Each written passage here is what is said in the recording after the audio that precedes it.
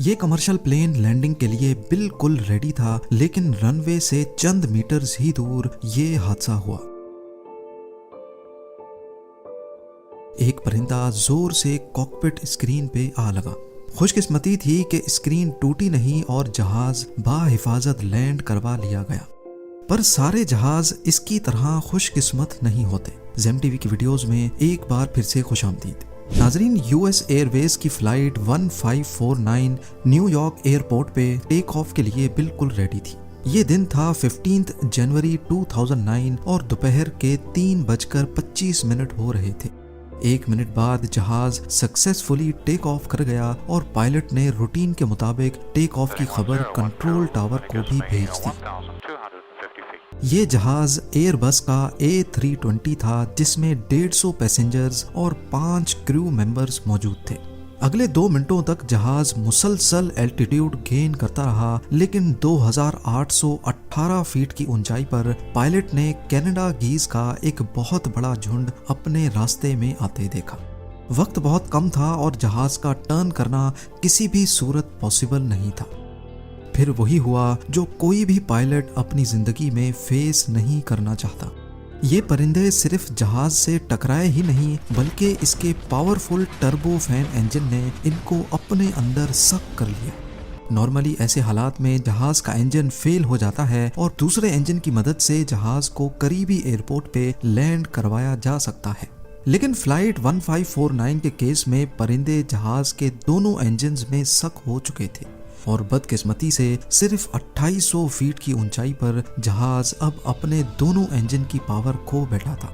अपनी पोजीशन और एल्टीट्यूड को देखते हुए पायलट्स ने हिम्मत का मुजाहिरा किया और जहाज को हडसन रिवर में ही लैंड करवा दिया। मौके पर मौजूद बोट्स फौरन प्लेन के पास आईं और सारे मुसाफिरों और क्रू को रेस्क्यू कर लिया गया। इस हादसे को मिरेकल ऑन द हडसन के नाम से भी याद किया जाता है और ये एविएशन हिस्ट्री में पहला और शायद आखिरी ऐसा वाकया था जिसमें इतने कम एल्टीट्यूड में भी इंजन आउट होने पर एक भी कैजुअल्टी नहीं हुई। इतनी ज्यादा टेक्नोलॉजी के बावजूद भी दुनिया भर के एयरपोर्ट्स इस मसले का अभी तक कोई खास सॉल्यूशन नहीं निकाल पाए। ये तो फिर भी परिंदों का पूरा झुंड था, सिर्फ एक मामूली परिंदा भी पूरे जहाज को खासा नुकसान पहुंचा सकता है। ना सिर्फ परिंदे, बल्कि जब प्लेन्स एयरपोर्ट पर ही होते हैं तो लोडिंग और अनलोडिंग के दौरान अभी तक कई हादसे रिपोर्ट हो चुके हैं, जिनमें जेट इंजन अपने करीब किसी भी चीज को खींच लेता है। यहाँ आपको बताते चलें, जेट इंजन से पहले जहाजों पर पिस्टन इंजन पे प्रोपेलर्स लगाकर थ्रस्ट पैदा किया जाता था। इन नॉर्मल इंजन्स का एक मसला था कि ये इतना ज्यादा थ्रस्ट पैदा नहीं कर पाते थे। जाहिर है कम थ्रस्ट की वजह से प्लेन की स्पीड भी कम होती थी और वो ज्यादा एल्टीट्यूड पे भी नहीं उड़ सकते थे। दुनिया का पहला जेट इंजन 1930 में बनाया गया था। इस टेक्नोलॉजी के जरिए एक टरबाइन हवा को खींचता है, उसको कंप्रेस करता है और फिर उस कंप्रेस्ड एयर को फ्यूल के साथ मिलाकर जलाया जाता है। जलने के बाद इंजन के अंदर प्रेशर काफी हद तक बढ़ जाता है, जो एयरक्राफ्ट को तेजी से आगे पुश करता है।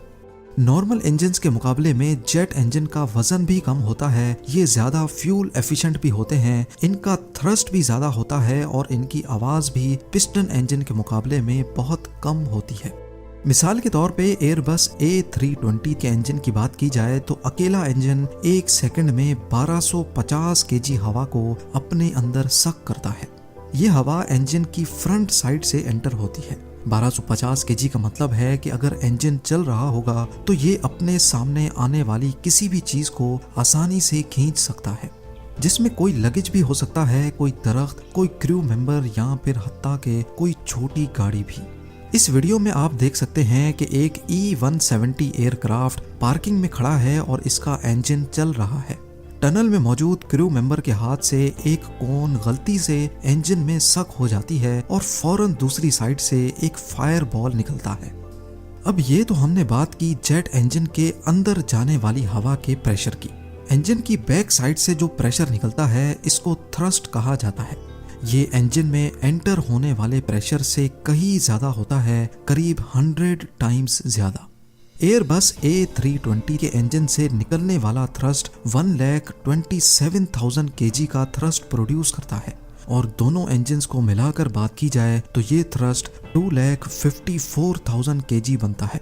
ये इतना ही थ्रस्ट है जितना एक एवरेज ट्रेन इंजन का वजन होता है।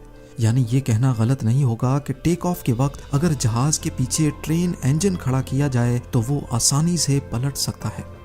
इसका अंदाजा आप इस वीडियो से लगाएं जिसमें ये बोइंग 777 टेक ऑफ के लिए खड़ा है और इसने अपने काफी पीछे खड़े पूरे ट्रक को ही उल्टा दिया। इसके अलावा हमने कई ऐसी वीडियोस देखी हैं जिसमें सेंट मार्टिन एयरपोर्ट के करीब बीच पर टूरिस्ट जेट इंजन थ्रस्ट की वजह से उड़ उड़ कर गिरते हैं, जिनमें से अभी तक एक खातून की मौत भी हो चुकी है। ये वीडियोस देखकर हमें जेट इंजन के थ्रस्ट का अच्छी तरह अंदाजा हो चुका होगा। इन हादसात से बचने के लिए एयरपोर्ट अथॉरिटीज ने कई SOPs बना रखी हैं कि प्लेन के इंजन के आगे कब आ सकते हैं और कितना डिस्टेंस मेंटेन कर सकते हैं। सबसे बड़ा रिस्क बैगेज लोडिंग के दौरान होता है, क्योंकि उस वक्त प्लेन का इंजन भी ऑन होता है और लगेज लोडिंग भी उसके फ्रंट साइड से होती है। इस खतरे से बचने के लिए मॉडर्न एयरपोर्ट्स पे अब ऑटोमेटिक कन्वेयर बेल्ट के जरिए लगेज लोड किया जाता है। इसके अलावा बोर्डिंग के वक्त अक्सर एक टनल लगाया जाता है जो सीधा जहाज के दरवाजे से अटैच होता है। इसका मकसद पैसेंजर्स को लग्जरी प्रोवाइड करना नहीं होता, बल्कि ये एक्सीडेंट्स को अवॉइड करने के लिए लगाया जाता है। एयरपोर्ट अथॉरिटीज की सख्त SOP होती है कि प्लेन बोर्डिंग के वक्त इंजन के सामने कोई चीज ना पड़ी हो और जब सारा स्टाफ अपना काम करके साइड हो जाए तभी इंजन को ऑन किया जाए। प्लेन इंजन के टरबाइन पे लगा यह निशान भी इसी वजह से लगाया जाता है ताकि रोटेशन के वक्त हमें आसानी से दिख सके कि टरबाइन घूम रहा है। ये तो रहे वो इकदाम जिससे ह्यूमन एरर की वजह से नुकसानात से बचा जा सकता है, लेकिन बर्ड्स का क्या? वो तो ना समझ हैं, बेज़बान हैं। एक एस्टिमेट के मुताबिक हर साल एविएशन इंडस्ट्री को सिर्फ बर्ड्स की वजह से 120 करोड़ डॉलर्स का नुकसान होता है। एविएशन इंजीनियर्स और एयरपोर्ट अथॉरिटीज पिछली कई दहाइयों से इस मसले का हल ढूंढ रही हैं, लेकिन ताहाल अभी तक नाकाम है। पर ऐसा नहीं है कि परिंदों को प्लेन से दूर रखने की कोशिश ही नहीं की जा रही। यही वजह है कि हमें एयरपोर्ट्स के कंपाउंड में दरख्त नजर ही नहीं आते, खास तौर पे रनवे के आसपास, क्योंकि वो दरख्त ही हैं जिन पर परिंदे आकर बैठते हैं या अपने घोंसले बनाते हैं। एयरपोर्ट्स शायद वाहिद ऐसी जगह है जहां मास लेवल पे परिंदों को भगाने की कोशिश की जाती है। कहीं गन शॉट्स फायर करके उनको डराया जाता है, कहीं स्टैचूज खड़े किए जाते हैं या फिर कहीं शिकारी जानवरों की आवाजों को लाउड स्पीकर पे चलाया जाता है। कई एयरपोर्ट्स पर तो शिकारी कुत्तों और बाज को रखा जाता है ताकि वो कंपाउंड पे किसी परिंदे को भी नहीं आने दे। इसके साथ साथ एयरपोर्ट्स पर कोई भी ऐसी चीज नहीं छोड़ी जाती जो परिंदों को अपनी तरफ अट्रैक्ट करे, जैसा कि ओपन पॉन्ड्स जहां से परिंदे पानी पी सकें। यहाँ तक कि अब आर्टिफिशियल इंटेलिजेंस को इस्तेमाल करके रोबोटिक फैल्कन्स भी बनाए जा रहे हैं जो दूसरे परिंदों को एयरपोर्ट से दूर रखेंगे। अब यहाँ आप सोच रहे होंगे कि इतना परेशान होने से अच्छा प्लेन के इंजन पर ही कोई प्रोटेक्टिव नेट क्यों नहीं लगा लेते। इससे सिर्फ परिंदे ही नहीं बल्कि कोई चीज इंजन में एंटर ही नहीं हो सकेगी। असल में ये जेट इंजन्स इतनी ज्यादा क्वांटिटी में एयर सक करते हैं कि इनके आगे अगर मैश या नेट लगाई गई तो उससे एयर फ्लो काफी हद तक डिस्टर्ब हो जाएगा। उसके अलावा परिंदा बेशक ही इंजन के अंदर जा नहीं पाएगा, लेकिन हवा के खिंचाव की वजह से वो इसी नेट के साथ चिपका रहेगा जो कि एयर फ्लो को मजीद डिस्टर्ब करेगा। ज्यादातर परिंदे जहाज से सिर्फ टेक ऑफ और लैंडिंग के दौरान टकराते हैं क्योंकि वो ज्यादा ऊंचाई पर नहीं उड़ सकते, लेकिन रिपोर्ट्स के हिसाब से फैल्कन्स को 15,000 फीट की ऊंचाई तक भी देखा गया है और बतख की एक किस्म माइग्रेशन के वक्त हैरत अंगेज तौर पे 23,000 फीट की ऊंचाई पे उड़ती है।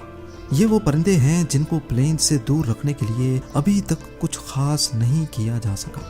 उम्मीद है ज़ेम टीवी की ये वीडियो भी आप लोग भरपूर लाइक और शेयर करेंगे।